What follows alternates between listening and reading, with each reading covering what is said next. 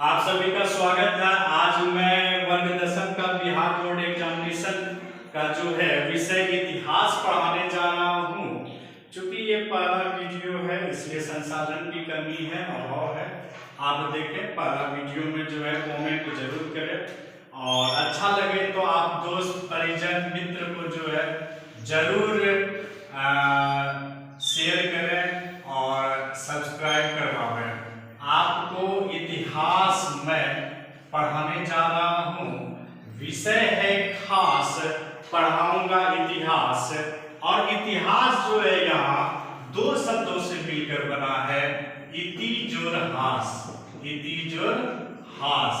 इति मतलब हो गया ऐसा, ऐसा या ऐसी, और हास मतलब हो गया घटना या युद्ध। ऐसा या ऐसी घटना। और किसकी घटना? तो मानव की। किसकी घटना? तो मानव की। और जहां मानव है वहां स्वाभाविक है कि युद्ध होंगे। इतिहास में ही आप पढ़ते हैं पृथ्वी का निर्माण कैसे हुआ, कोई क्रांति कैसे हुई, फ्रांसीसी क्रांति, यूरोप क्रांति, यूरोप में राष्ट्रवाद, और भारत कैसे आजाद हुआ। इन सभी की चर्चा इतिहास में होती है। कुछ लोग बोलते हैं कि इतिहास बीती हुई बात है, अतीत। अतीत को ही इतिहास कहते हैं। अतीत को ही इतिहास कहते हैं। ये भी सही है। तो इसमें साधारण घटना नहीं, विशेष घटना के बारे में हम इतिहास में पढ़ते हैं। और ये संक्षेप में जाने तो ऐसी ही घटना जो विशेष घटना है उसके बारे में आप इतिहास में पढ़ते हैं। और यहाँ जो है वर्ग 10 बिहार बोर्ड का इकाई 1 और अध्याय का नाम है यूरोप में राष्ट्रवाद। अध्याय का क्या नाम है? यूरोप में राष्ट्रवाद। यहाँ जो है आपका यूरोप और राष्ट्रवाद दोनों को गौर से देखते हैं। यूरोप महादेश है। आप जानते हैं महादेशों की संख्या जो है वो 7 है। महादेश से कितने हैं? 7 हैं। पहला लेते हैं एशिया महादेश। एशिया महादेश। दूसरा लेते हैं उत्तरी अमेरिका महादेश। उत्तरी अमेरिका महादेश। तीसरा लेते हैं दक्षिणी अमेरिका महादेश। चौथा लेते हैं अफ्रीका महादेश। पांचवा लेते हैं अंटार्कटिका महादेश। और छठा लेते हैं ऑस्ट्रेलिया महादेश। और सातवां लेते हैं यूरोप महादेश। तो यही यूरोप है। आप देखें महादेशों की संख्या कितनी है? 7 है। आपका इससे बेस मजबूत हो जाएगा। एशिया महादेश, उत्तरी अमेरिका महादेश, दक्षिणी अमेरिका महादेश, दोनों को मिलाकर अमेरिका भी बोला जाता है। अफ्रीका महादेश, अंटार्कटिका, ऑस्ट्रेलिया और यूरोप। अब जो है दूसरा है राष्ट्रवाद। राष्ट्रवाद के बारे में पढ़ना है। पहले हम राष्ट्र के बारे में जानेंगे। राष्ट्रवाद दो शब्दों से मिलकर बना है, राष्ट्र और वाद। राष्ट्र का अर्थ देश भी होता है और वाद का अर्थ नीति होती है। राष्ट्र एक दिन में नहीं बनते हैं। इसे बनने में कई दिन लगते हैं, सदियों लगते हैं। इसमें बहुत सारे लोग अपना त्याग करते हैं, बलिदान करते हैं, तब जो है कोई राष्ट्र बनता है। अपना भारत भी एक राष्ट्र है, अमेरिका एक राष्ट्र है, बहुत सारे हैं। और इसमें जो है आप सभी जानते हैं राष्ट्रवाद, राष्ट्र जोरवाद। और राष्ट्र में जो है राष्ट्र व्यापक परिभाषा जो दिए थे वो अंसर्ट रेनन ने दिए थे। राष्ट्र की जो है परिभाषा सबसे पहले किसने दिए थे? अंसर्ट रेनन ने दिए थे। अंसर्ट रेनन ने दिए थे। उसी के अनुसार कि राष्ट्र जो है एक दिन में नहीं बनते बल्कि कई सदियों लगते हैं।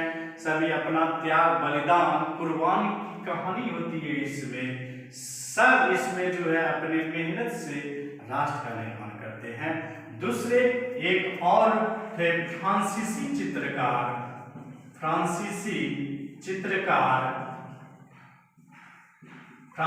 चित्रकार जिसका नाम था फ्रेडरिक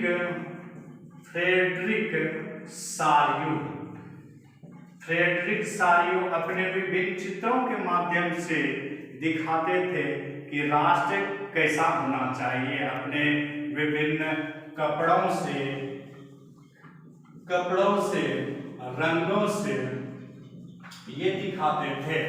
एक चित्र में जो है उन्होंने दिखाया है कि एक व्यक्ति जो है हाथ में झंडा लिए हुए है, उसके पीछे बहुत सारे मजदूर जा रहे हैं और उन्होंने राष्ट्र की परिकल्पना जो है अपने मनोभाव को चित्रों के माध्यम से दिखाए और फ्रेडरिक, उसका नाम था फ्रेडरिक सारियो।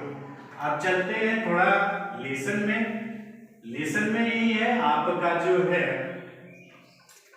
पहला देखते हैं कि राष्ट्रवाद। चलते हैं राष्ट्रवाद से आप क्या समझते हैं? तो यहाँ राष्ट्रवाद दो शब्दों से मिलकर बना है राष्ट्र जोरवाद। राष्ट्र का अर्थ देश होता है और वाद का अर्थ नीति होती है। देश के विकास के लिए जो नीति अपनाई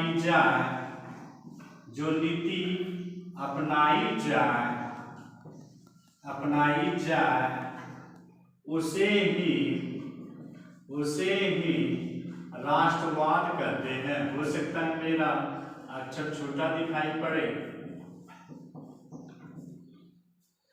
और बड़ा लिखेंगे क्या? देश के विकास के लिए जो नीति अपनाई जाए उसे ही राष्ट्रवाद कहते हैं। राष्ट्रवाद में क्या क्या आते हैं? तो राष्ट्रवाद में ही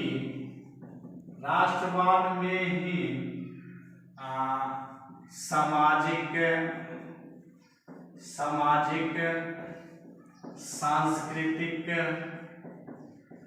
सांस्कृतिक, भौगोलिक एकता की भावना आती है और राष्ट्रवाद से ही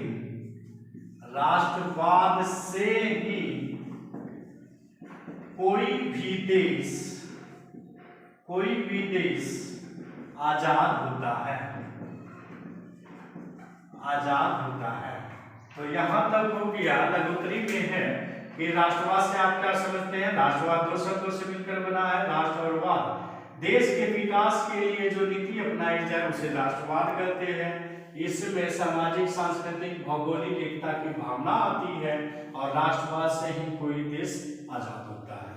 ये हो गया आपका राष्ट्रवाद। यूरोप का एक बार पूछा गया था 5 यूरोपीय देशों के नाम लिखे, तो घबराने की कोई बात नहीं है।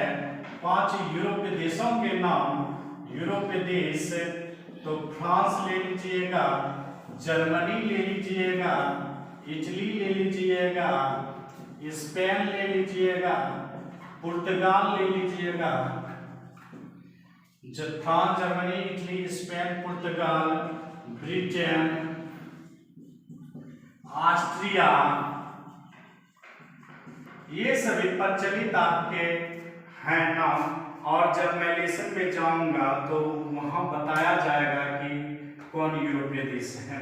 तो यहाँ मुख्य रूप से 5 पूछा गया था। यहाँ बहुत सारे 1 2 3 4 5 6 7 इस प्रकार बहुत सारे आएंगे।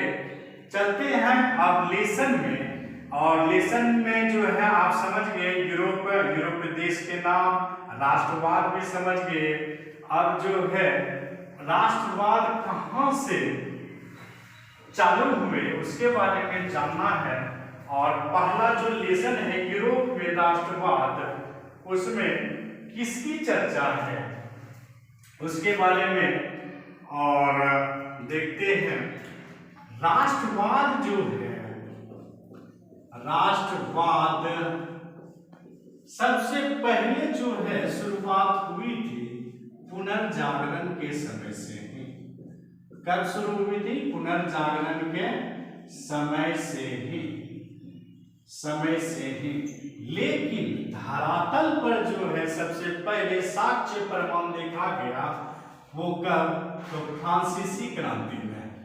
कब? फ्रांसीसी क्रांति में। और ये फ्रांसीसी क्रांति कब हुई थी? 1789 ईस्वी में। सबसे पहले प्रथम फ्रांसीसी क्रांति कब हुई? 1789 ईस्वी में। अमेरिका जो है, अमेरिकी क्रांति में कुछ लोग गए थे।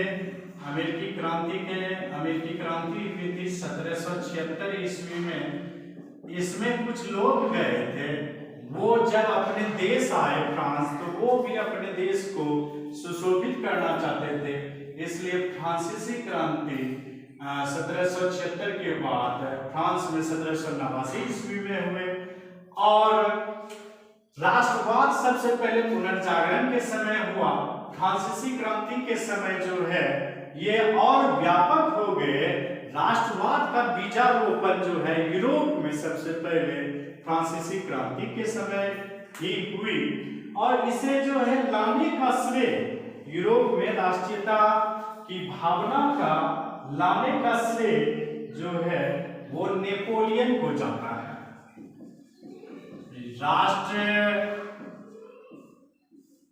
राष्ट्रवाद लाने का श्रेय जो है नेपोलियन बोनापार्ट को जाता है। अब नेपोलियन बोनापार्ट ऐसे व्यक्ति थे जो कि पूरे यूरोप में राष्ट्रवाद की भावना का प्रचार प्रसार करते थे। और यहाँ जो है नेपोलियन बोनापार्ट के महत्व के बारे में जानेंगे, उसका क्या योगदान था, राष्ट्रवाद कैसे लाए, उन्होंने जो है कैसे योगदान दिए, उसके बारे में जानना है। तो नेपोलियन बोनापार्ट, इसका जन्म जो है, जन्म देखना है 15 अगस्त 1769 ईस्वी में हुए और फ्रांस में ही हुआ था 15 अगस्त 1769 ईस्वी में।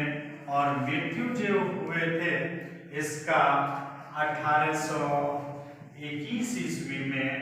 यहाँ महीना मई होगा, डेट अभी मालूम नहीं है।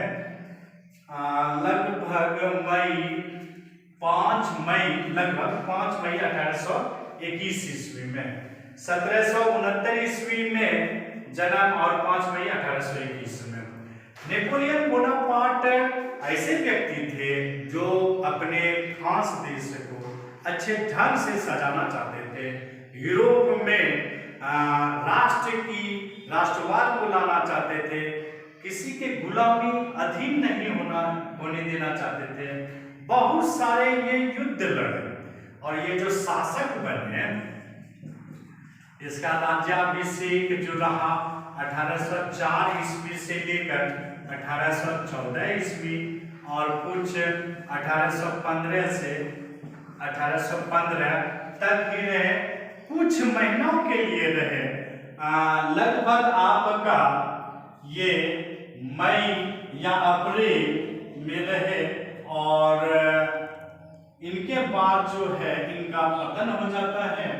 शासक रहे मुख्य रूप से 1804 से 14 ईस्वी में और 1815 से लेकर 1815 ही कुछ महीनों के लिए मार्च से लेकर के आपका ये लगभग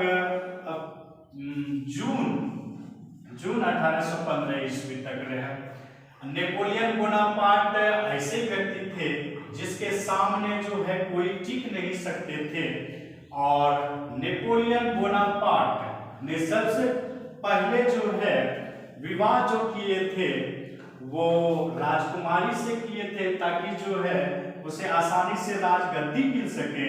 और उसकी पहली पत्नी का नाम जो था, पहली पत्नी का नाम जो था जोसेफिन था, जो कि किसी महारानी की पत्नी थी जब महाराजा मर चुके। इसके बारे में जो है आगे वीडियो में मैं चर्चा करूंगा डिटेल से नेपोलियन बोनापार्ट के बारे में। बहुत बहुत धन्यवाद, जरूर कमेंट करें, शेयर करें। पहली पत्नी जो थे वो जोसेफिन थे, जो कि राजकुमारी खुद थी, चूंकि उम्र में बड़े थे इसे राजपाट आसानी से मिल गया। और दूसरी पत्नी चूंकि जोसेफिन से किसी प्रकार के पुत्र नहीं हुए, निसंतान थे, निसंतान, इसलिए इन्होंने, पहले क्या आप जानते हैं राजा महाराजा कई शादी करते थे, इसलिए नेपोलियन बोनापार्ट ने दूसरा विवाह किया। और दूसरी पत्नी जो थी वो भी साधारण नहीं थी, वो ऑस्ट्रिया के ही राजकुमार, ऑस्ट्रिया के ही राजा के जो थे, ऑस्ट्रिया के सम्राट की पुत्री थी। सम्राट ऑस्ट्रिया की पुत्री, वो साधारण नहीं बल्कि सम्राट की पुत्री थी। ऑस्ट्रिया की सम्राट की पुत्री थी लुई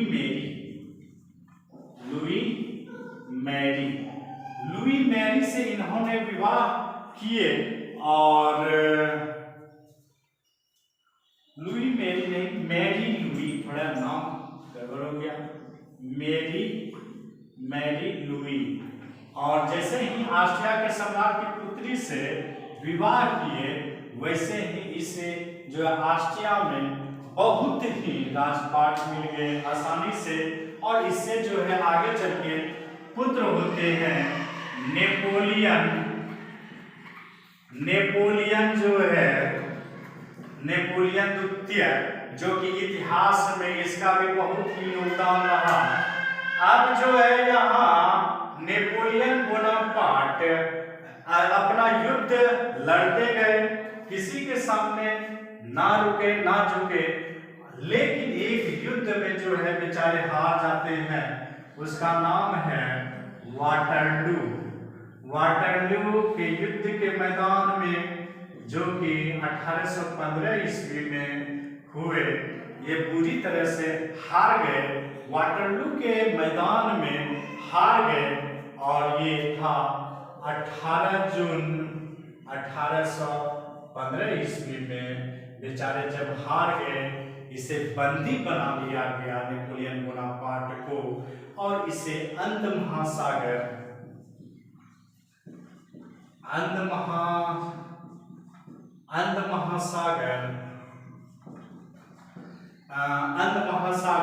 और सेंट